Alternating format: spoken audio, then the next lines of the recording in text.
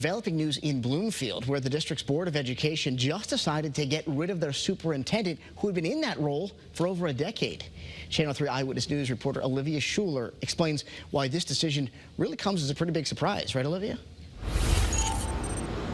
Roger, that's exactly right. The Board of Education meeting lasted just 3 minutes, and there was no reason given to the unexpected termination of Dr. James Thompson. Now, in fact, he did have plans after the school year to retire. Now, the superintendent, he is not backing down and plans to fight the unexpected decision made by the board. Right now, his lawyer advised him not to comment just yet. However, the former Board of Ed chairman is speaking up about the decision made by the newly elected board.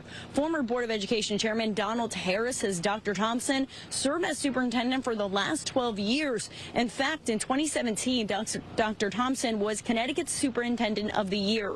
In a statement, Harris said, quote, "What this newly elected board, through its new chairperson, has done to him as he nears a well-deserved retirement is disgraceful, classless, and reprehensible. At some point, they will be held accountable."